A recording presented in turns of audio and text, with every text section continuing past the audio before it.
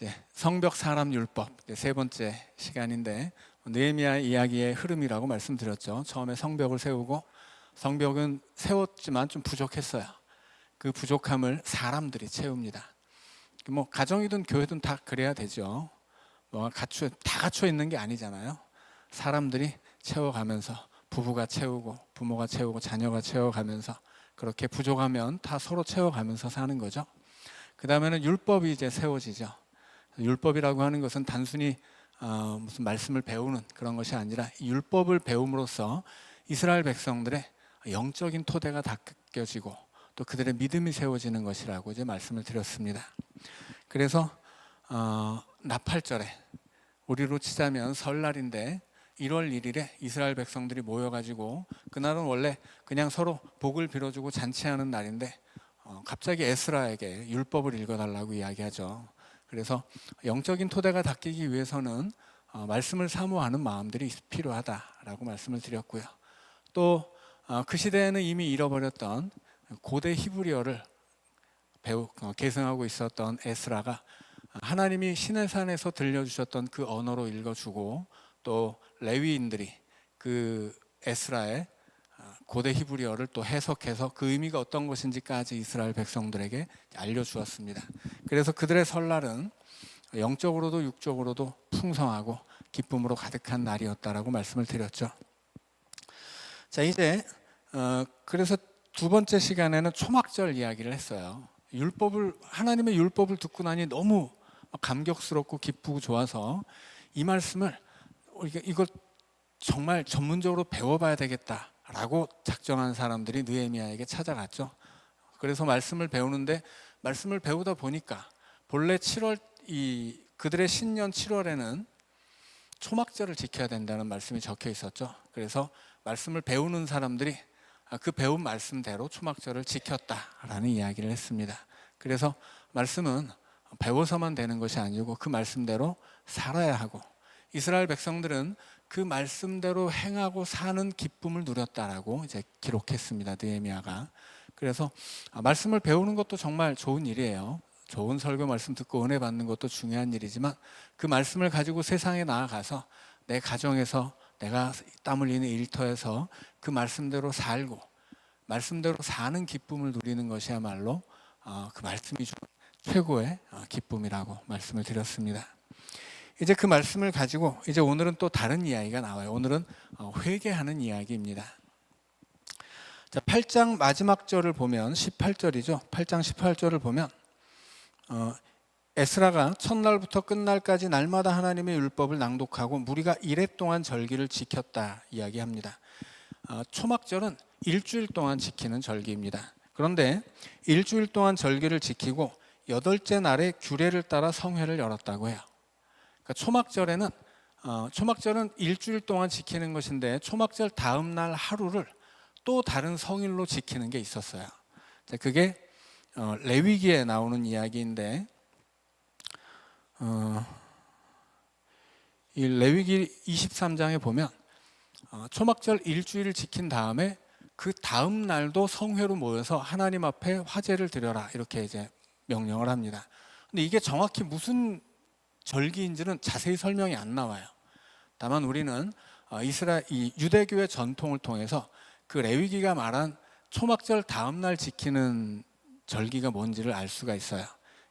우리는 이제 요즘에는 우리에게는 유월절, 맥추절, 초막절 이런 것들이 중요하기 때문에 초막절이 다 끝나고 뒷날 하루 더 지키는 성회가 뭔지 이제 관심이 별로 없는데, 이 초막절은 어떤 절기라고 말씀드렸죠? 초막절은 추수를 감사하는 절기예요. 이스라엘에는 두 가지 농사가 있었죠. 곡식농사, 과실농사입니다. 초막절은 과실농사를 지키고 과실농사를 끝내고 과실농사의 추수를 끝내고 지키는 절기예요. 그런데 그때 이 초막에 살게 한다고 말씀드렸죠. 가장 풍성한 때, 추수를 마치고 가장 풍성한 때, 과거에 애굽을 나와서 광야를 헤매던 그 시절만큼 가장 가난한 모습으로 살게 하셨어요. 그래서 하나님은 우리가 가지고 있는 소유의 즐거움에 빠져 있기 쉬운 그날, 하나님 앞에 하나님이 구원해 주신 그 구원의 은총 아래 머물기를 원했기 때문에 가장 풍성한 날, 거지 같은 초막을 짓고 초막 속에서 지내게 했다라고 말씀을 드렸습니다. 초막이 거지 같다라고 표현한 것은 율법적으로 그 초막을 만드는 규정 자체가 초막을 짓되 이 나뭇잎을 따다가 초막을 짓는데 반드시 초막 안에 누웠을 때 별이 10개 이상 보이도록 얼기설기 지어야 된다고 설명을 드렸죠. 그래서 그야말로 정말 이 거지 같은 초막을 지어놓고 정말 거지 같은 모습으로 살게 하시는 거예요. 가장 풍성한 때. 우리가 흔히 내가 뭐 막 성공하고 뭘 막 성취하고 뭘 많이 가지게 되었을 때는 사람이 교만하게 되기 쉽고 이것이 하나님의 은혜가 아니라 내 능력인 줄 알기 쉽죠. 그래서 하나님은 그 풍성한 때에 초막을 짓고 살게 하신 거예요. 그리고 그 옛날 출애굽 시절에 너희를 구원하셨던 하나님의 은혜를 기억하라 명령하신 거죠. 그런데 이 초막절에 초막을 짓고 살지만 그건 뭐 밤에 하는 일이고 낮에는 뭘 하냐면 초막절의 가장 중요한 행사는 관제를 지내는 것이었습니다.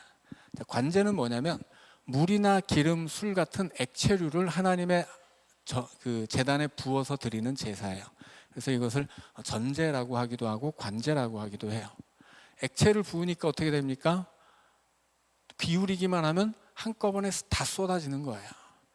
그래서 이스라엘 백성들은 초막절을 지내면서 날마다 실로암이라고 하는 우물에 가서 이 대제사장이 앞장서요. 큰 항아리를 들고 앞장서면 초막절을 지키러 온 사람들이 다 일렬로 이제 따라갑니다. 그럼 대제사장이 실로암 물가에서 물을 한가득 이제 떠가지고 가져오는 거예요. 그럼 이거를 이제 성전에 가지고 와서 하나님 앞에 그 물을 부어서 제사를 드리는 것이 초막절에 하는 가장 중요한 행사예요. 이걸 날마다 해요. 그런데 이 초막절에 관제를 드릴 때 관제만 드리는 것이 아니라 이 시냇가에서 자라는 버드나무를 이 밑둥을 잘라가지고 성전 구석에다가 심어 놓습니다. 그럼 어떻게 돼요? 버드나무는 물가에 있어야 자라죠. 물이 없는 곳에서는 금방 말라 죽어요. 그런데 아예 밑둥을 잘라가지고 성전 마당에다 딱 심어 놓으면 어떻게 되겠어요?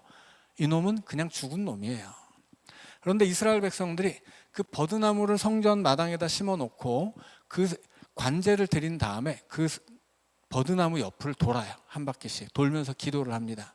뭐라고 기도를 하냐면 하나님, 우리는 하나님이 없으면 여기 물 없는 마당에 심겨진 버드나무와 같습니다.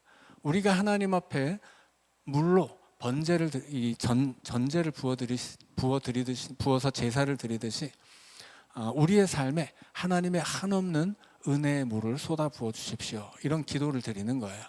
그래서 이 초막절 절기를 지키는 7일 동안 이스라엘 백성들은 날마다 저녁이면 초막에서 살고 낮에는 실로암에서 떠온 물을 갖다가 부어서 전제를 드리고 그 다음에 이 마당에 심어놓은 버드나무 옆을 그거를 한 바퀴 돌면서 기도를 드리는 거예요. 그래서 이 초막절은 이 과실 농사를 마친 다음에 과실을 추수하게 하신 하나님 앞에 감사하지만 단순히 추수만 감사하는 것이 아니라 이 추수를 통해서 이 추수라는 것도 그렇잖아요. 하늘에서 하나님이 다 때에 맞게 비를 주거나 안 주거나 다 맞춰 주셔야 이게 농사가 가능한 거거든요. 그러니까 이렇게 우리가 하나님 없이는 우리가 하나님의 은혜를 떠나면 이 성전 마당에 심어진 버드나무처럼 금방 말라 죽을 수밖에 없으니까 하나님 우리에게 그 은혜의 물을 공급해 주십시오. 이런 기도를 드리거든요. 자, 그 다음에 그렇게 이제 초막절을 다 지내고 7일째 되면 끝나요. 근데 그 다음날 또 모입니다. 그날은 뭐라고 부르냐면 관제의 축제일이에요. 그러니까 초막절에 계속 관제를 드리잖아요. 그 관제의 기쁨을 이제 마음껏 누리는 날이 초막절 7일이 지난 8째 날에 하는 축제입니다. 그날은 이 축제를 위한 날이에요. 이 축제는 밤에 시작합니다. 밤에 시작해서 완전히 밤을 꼬박 세우는 축제예요. 근데 밤을 세우려면 뭐가 필요할까요? 불이 필요하죠. 빛이 필요해요. 그래서 이스라엘 백성들은 이 관제 축제를 벌이는 날에는 이것이 밤샘 축제이기 때문에 성전 모든 것에 불을 밝힙니다. 그런데 보통 이 성전의 불이라고 하는 것은 성막 안에만 밝혀놓는 것이 이제 관례예요. 근데 이 관제 축제일에는 성전 벽 성전 기둥 이런 데다가 다 불을 올려놓습니다. 그리고 그날 이 불을 굉장히 크게 밝혀놓기 때문에 유대인들의 기록에 의하면 이 관제 축제 날에는 이 예루살렘 성전산에서 아랫 동네가 다 보였다, 이렇게까지 기록되어 있어요. 그러니까 엄청나게 밝게 이제 이 불을 준비해 놓는 겁니다. 자, 그러면 이제 불을 준비해 놓고 뭘 하냐면 이 사람들이 이제 축제잖아요. 축제는 기뻐해야 되고 이제 기뻐해야 되는 날이니까 랍비들과 그 장로들, 그 백성의 지도자들이 다 나와서 성전 마당에서 춤을 춰요. 뭐 뽑아놓은 이 꽂아놓은 횃불을 들고 막 우리나라 그 쥐불놀이 하듯이 이 횃불을 막 돌리기도 하고 거기서 춤을 추기도 하고. 그러니까 일반 백성들이 볼 때는 평소에는 근엄한 이 민족의 지도자들 어른들이 그날은 애처럼 그렇게 성전 마당에서 뛰어노는 거예요. 그렇게 왜 뛰어놀까요? 하나님이 은혜를, 이 하나님이 우리가 하나님 앞에 관제를 부어 제사를 드리듯이 또 하나님이 그렇게 우리에게 은혜를 부어 주신다고 고백하기 때문이에요. 그 기쁨을 가지고 뛰어놀다가 마지막에 뭘 하냐면 이제 해가 이 새벽녘이 되면 뭘 하냐면 찬양을 시작해요. 그러면 찬양을 시작할 때가 되면 성가대가 총동원됩니다. 우리는 이 레위인들이 반열을, 제사장도 그렇지만 레위인도 반차를 나눴다고 말씀드렸죠. 성전은 작고 제사를 드리는 것은 그렇게 많지 않아요. 그러니까 제사를 드리는 것에 비해서는 제사장도 많고 레위인도 많았기 때문에 반을 나눴어요. 그래서 돌아가면서 번갈아 가면서 자기 차례가 되면 제사장들은 제사를 집전하기도 하고 찬양대원들도 자기 차례가 됐을 때나 이제 찬양을 했는데 그날은 모든 찬양대가 한꺼번에 다 동원되는 거예요. 그럼 이제 찬양대들이 회중들에게 나오면서 찬양을 하면 무슨 내용으로 찬양을 하냐면 우리의 죄를 용서해 주신 하나님을 찬양하라 명령해요. 그러면 이 랍비들이 또 그 각 지파의 어른들이 이 선창을 합니다. 그 찬양대가 선창하면 후창을 해요. 찬양대 찬양대 찬양이라고 하는 게 그 시절에는 우리처럼 노래하는 게 아니죠. 시편을 크게 암송한다던가 기도문을 크게 암송한다던가 그런 것들이 다 찬양이었거든요. 그러면 찬양대원들이 이렇게 크게 하나님을 찬양하는데 우리 죄를 용서하신 하나님을 찬양하라 그렇게 소리치면 그걸 그대로 이 랍비들과 장로들이 그대로 똑같이 소리를 쳤어요. 소리를 지릅니다. 그러면 그거를 듣고 있는 온 회중들이 성전 안에 이제 막 저마다 다 모여 있잖아요. 그 사람들이 이 어른들의 함성 소리를 듣고 또 똑같이 외치는 거예요. 그거를 아침이 될 때까지 계속합니다. 그래서 이날 하나님 앞에 우리를 용서해 주신 그 죄사함의 은총이 얼마나 감사한 것인지 그 찬양을 드려요. 그 찬양을 드리는 이유는 뭐겠습니까? 하나님이 신명기에 보면 하나님이 하나님을 잘 섬기는 자들에게는 땅에 기름진 것을 준다 약속하셨거든요. 그런데 하나님을 섬기지 않고 우상 섬기면 어떻게 돼요? 니네는 망한다. 완전히 쫄딱 망해서 쫓겨날 것이다. 막 저주가 나오죠. 그러니까 이 사람들이 하나님 앞에 죄의 용서를 받아야 하는 이유는 이 초막절의 풍성함을 누린 다음에 우리가 또 새로운 한 해를 살아가야 되는데 한 해를 살아가기에 앞서서 우리가 하나님 앞에 가지고 있는 이 더러운 죄를 다 씻어내기 위함이에요.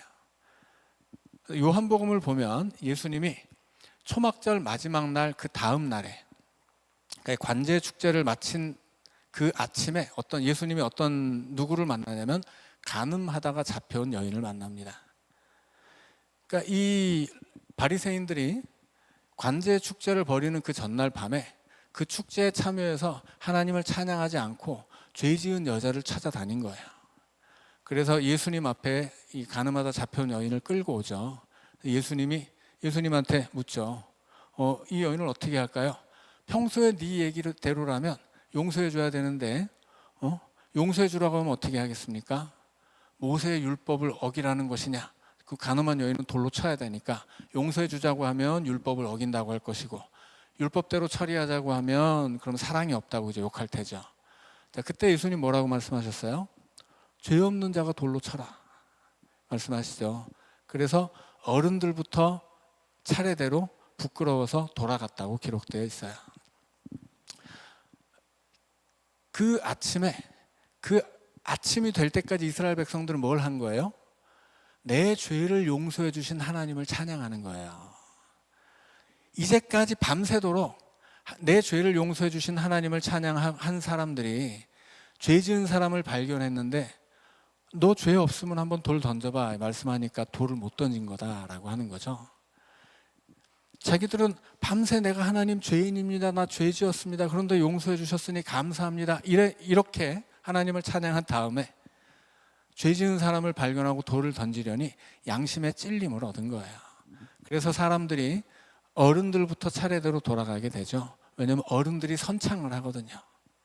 그 어른들의 선창을 따라서 백성들이 또 그 다음 세대들이 다 또 함성을 질렀죠.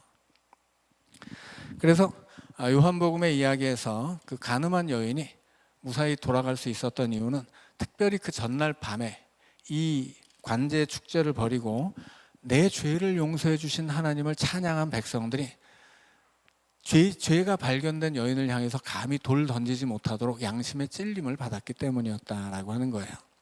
자, 그래서 이 초막절의 마지막 날, 초막절은 아니지만 그 다음 날 지키도록 명령된 여덟째 날에는 이렇게 관제 축제 날이라고 부르고, 그날은 밤새 하나님의 은혜를 기뻐하며 뛰어놀다가 마지막에는 내 죄를 용서함 받은 그 기쁨을 가지고서 하나님을 찬양하는 행사가 있었습니다. 자, 그런데 그날 스문 나흔 날에, 오늘 9장 1절에 보니까 스문 나흔 날이에요. 자, 초막절은 며칠부터 시작하냐면 7월 15일부터 시작합니다.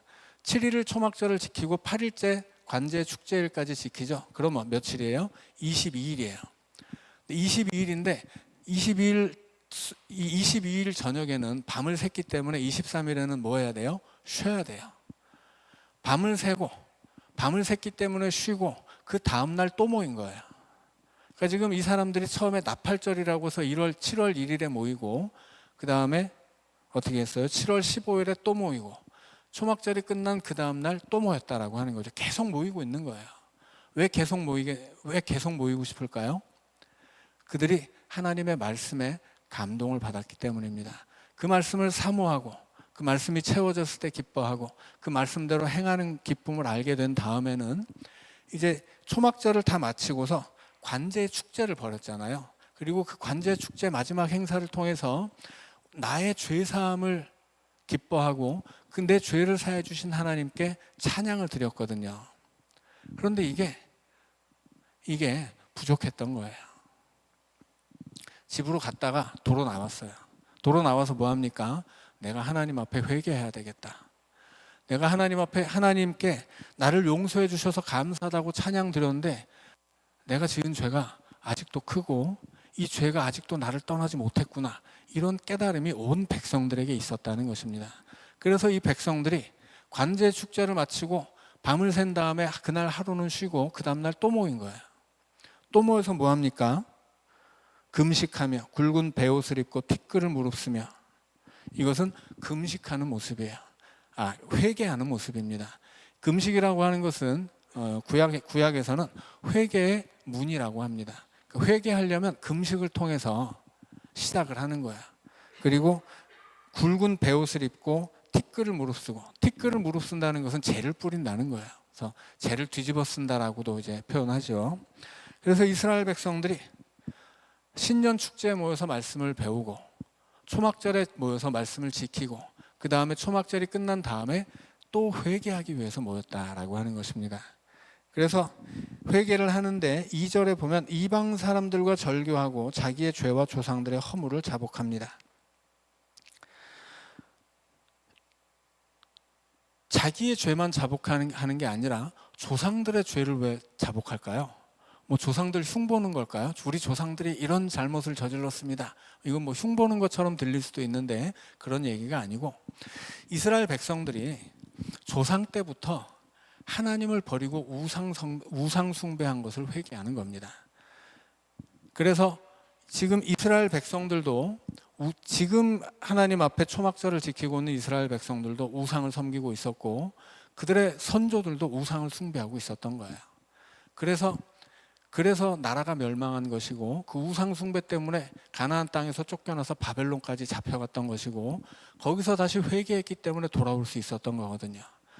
그래서 이 다시 조국에 돌아온 이스라엘 백성들에게 가장 큰 과제는 뭐냐면 하나님을 온전히 섬기는 것이었습니다. 그런데 문제는 뭐예요? 늘 우상 숭배에 유혹이 있다는 거예요. 그래서 그들은 자기의 죄와 조상들의 허물을 자복하고 그보다 앞서서 뭐래요? 이방 사람들과 절교합니다.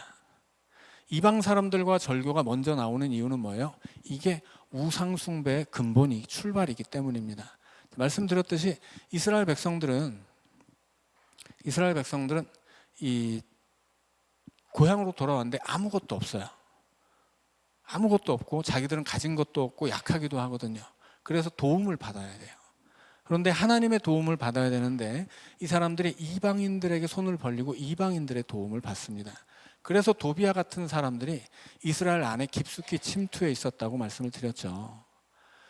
그래서 이 이방인과 교제하는 것을 금지하는 것이 하나님이 이스라엘 백성들에게 옛날부터 주셨던 말씀이에요. 그들이 가나안에 들어갈 때부터 모세 시대부터 하나님이 끊임없이 강조했던 것은 뭐예요? 너희들 가나안 사람을 다 쫓아내고 그들과 관계 맺지 말아라. 그들과 관계를 맺는 날에는 너희들이 그들의 우상을 섬기게 될 것이고 그들의 종이 될 것이다 말씀하셨죠. 그러니까 이방 사람들과의 관계를 끊어야 하는 이유는 뭐냐면 그들과 관계를 맺음으로 해서 그들의 우상을 섬기게 되기 때문이에요. 그러니까 관계 자체가 중요한 게 아니고 그 관계를 통해 우상을 섬기게 될 것이기 때문에 애초에 이방인들을 사귀지 말라 이렇게 명령하신 거거든요. 그래서 이 사람들이 이방 사람들과 절교합니다. 그리고 자기와 조상들의 허물을 자복하죠. 이것은 무슨 얘기냐면 이제까지 우리가 하나님만 섬기지 않고 우상을 섬겨왔습니다. 이렇게 회개했다는 이야기예요. 이 회개의 출발이 어디서부터예요? 말씀을 배우는 데서부터 출발하죠. 말씀을 배우고 말씀에 나를 비추어 보는 거예요. 그리고 말씀에 맞지 않는 나를 회개하고 고쳐나가는 것입니다. 이 말씀이라고 하는 것은 그래서 망치 같은 거예요. 이렇게 이렇게 뽑기 설탕 녹여서 하는 달고나 있잖아요. 그거 이렇게 틀로 딱 찍으면 그 옆에 하트면 하트를 딱 찍은 다음에 이 모양이 아닌 것들은 다 잘라내야 되는 거죠. 붕어빵도 딱 찍어 놓으면 그 옆에 튀어나오는 거 다 이렇게 쳐내야 되잖아요. 그게 바로 회개예요. 그러니까 이 붕어빵 틀은 말하자면 말씀 같은 거죠. 말씀의 틀에 나를 딱 찍어 놓으면 그 틀에 맞지 않는 것이 삐져나오게 되어 있는 거예요. 그러면 그걸 잘라내야 되는 거죠. 그 잘라내는 것이 뭐예요? 그게 바로 회개예요. 그래서 이스라엘 백성들은 하나님의 말씀 앞에 나를 비추고 그 말씀 앞에 나를 다듬어 가기 시작하는 겁니다. 그것이 바로 회개예요. 그래서 하나님 앞에 회개하는데 하나님 우리가 우상 섬겼습니다. 내가 하나님만 섬기지 않고 우상 섬겼습니다. 이렇게 회개하기 시작하는 것입니다. 우리나라에 1930년에 이 평양에서 대부흥 운동이 일어나죠. 평양 대부운동에 대해서 예전에도 한번 설명을 드렸는데 이것은 성령 운동이 아니었어요. 평양 대부흥 운동은 회개 운동이었습니다. 그래서 이 평양 대부흥회를 통해서 이 기독교인들이 막 회개하기 시작한 거예요. 공중 앞에 일어나서 자기가 저지른 죄를 막 다 소리쳐서 자복하고 막 무릎 꿇고 엎드려서 막 회개를 했어요. 이게 퍼져나간 거예요. 그래서 어떻게 됐겠어요? 기독교인들의 삶이 달라지는 거예요. 생활이 달라집니다. 그래서 사람의 삶의 모습을 바꾸는 종교이기 때문에 기독교가 전국을 강타하게 된 거예요. 이게 성령 운동이 아니라 이것은 회개 운동이었습니다. 그 회개 운동을 통해서 기독교인들이 새로운 삶을 살기 시작한 거예요. 그리고 그것을 본 조선 사람들이 저마다 감탄을 한 거죠. 야, 기독교인들은 삶의 모습이 다르구나. 저 사람들은 죄를 떠난 죄 짓지 않는구나. 저 사람들을 착하게 살려고 노력하는구나. 저 사람들은 부지런하게 살려고 노력하는구나. 이런 걸 본 우리나라 사람들이 기독교를 굉장히 적극적으로 받아들이게 된 것이었습니다. 그게 평양 대부흥 운동이에요. 그 부흥이라고 하는 것이 그냥 우리끼리 모여서 막 열심히 기도하고 뜨겁게 기도하고 막 성령 받고 여기서 이걸로 되는 게 아니라는 거예요. 그렇게 하나님을 잘 믿게 되는 사람들의 삶이 변화될 때 그런 그 기독교가 우리나라를, 이 민족을 바꿔낼 수 있었던 거예요. 지금 그런 역사가 느헤미야 시대에 이스라엘에서도 시작되고 있는 것입니다. 말씀을 배운 사람들이 그 말씀대로 살기 위해 노력하고 그 말씀 앞에서 회개하기 시작한 거예요. 그리고 내가 잘못했습니다 자복하기만 하는 것으로 끝나는 게 아니고 어떻게 해요? 이제까지 맺어왔던 관계를 끊어내고 있어요. 내가 이제까지 저질러왔던 죄를 끊어낸다라고 하는 거예요. 여러분, 죄 안 짓는 게 쉽겠습니까? 어렵죠. 예수님이 제자들에게 이렇게 말씀하시잖아요. 야, 니네 눈이 죄를 짓거든 뽑아버려. 손이 죄를 짓거든 잘라버려. 엄청 무섭게 말씀하시죠. 그런데 그 말씀대로 우리가 뭐 눈을 뽑거나 손을 자르지는 않죠. 그것은 우리가 눈으로 죄 진 적이 없어서가 아니에요. 손으로 죄를 짓지 않았기 때문에 손 안 자르는 게 아니죠. 그냥 그 말씀이 품고 있는 뜻을 실천하면 되는 것이지 뭐 정말 눈을 뽑거나 손을 자르라는 얘기가 아니죠. 예수님이 그렇게 말씀하신 이유는 죄를 끊어내는 것은 내 눈을 뽑아내거나 내 손을 잘라내는 것처럼 어렵다는 뜻이에요. 우리는 죄인이라 죄 짓는 게 자연스러워요. 죄 안 지으면 죄 짓고 싶어져요. 왜냐하면 세상이 죄로 가득하기 때문이죠. 우리는 죄에 너무 익숙하기 때문이에요. 그래서 이 죄를 잘라낸다고 하는 것은 그것은 내 생눈을 뽑아내거나 멀쩡한 내 손을 잘라내는 것처럼 어렵고 힘들고 고통스러운 일이라는 이야기입니다. 근데 그것이 회개예요. 그리고 하나님의 말씀을 배우는 사람들에게는 그 말씀 앞에서 이런 회개가 필요하다고 하는 거죠. 실은 오늘도 기독교가 세상 사람들에게 손가락질 받는 이유는 뭐예요? 우리가 믿는 게 틀렸기 때문이 아니에요. 성경 말씀은 세상 사람들도 인정해요. 예수님이 좋은 분인 건 세상 사람들도 다 압니다. 간디 같은 사람이 그랬죠. 나도 예수님 좋아해. 근데 난 예수 믿는 사람들은 싫어. 왜냐하면 예수 믿는 사람들이 자기들이 믿는 예수랑 너무 다르거든요. 그래서 손가락질 받는 거예요. 한국의 기독교가 욕을 먹는 이유는 단 하나밖에 없습니다. 우리의 신앙이 잘못된 게 아니고 신앙의 삶이 잘못된 거예요. 내가 잘못된 믿음을 가지고 있다고 사람들이 욕하는 게 아니고 너는 좋은 믿음 가지고 있으면서 왜 믿는 대로 살지 않아? 왜 너는 사랑의 예수님을 믿으면서 왜 사랑하지 않아? 이렇게 얘기를 하거든요. 그러니 우리에게 회개가 필요하다라고 하는 것입니다. 이것은 뭐 그 시대 이스라엘 사람들뿐 아니라 오늘의 한국 교회도 필요한 것이고요. 오늘 우리에게도 필요한 거죠. 우리가 하나님의 말씀을 하나 배우면 그 하나의 말씀이라도 실천하며 살기 위해서 끊임없이 그 말씀 앞에 나를 세우고 그 말씀으로 나를 부수고 내 죄를 잘라내서 그렇게 그 말씀대로 살아가는 모습들을 갖추어 나가야 되는데 이게 어렵기 때문에 믿음은 하나님 나라에 닿을 때까지 끊임없이 만들어가는 작품이에요. 그래서 나는 믿음으로 나를 계속 그렇게 만들어 나가야 하는 거죠. 당연히 우리는 부족하기 때문에 좋은 작품을 만들기 어려워요. 중요한 것은 그것을 만들어 나간다고 하는 방향성에 있는 거죠. 당장 내가 예수 믿는다고 해서 막 무슨 성인이 되거나 죄가 하나도 없어야 되는 그런 게 아니라는 거예요. 다만 내가 고쳐 나가야 할 것들을 고쳐 나가고 바꿔 나가고 끊임없이 하나님 앞에 회개함으로써 나를 변화시켜 나가는 것, 이것이 바로 믿음의 삶이고 그렇게 변화되어 가는 우리의 모습이 하나님이 기뻐하시는 하나님의 작품이라고 하는 것입니다.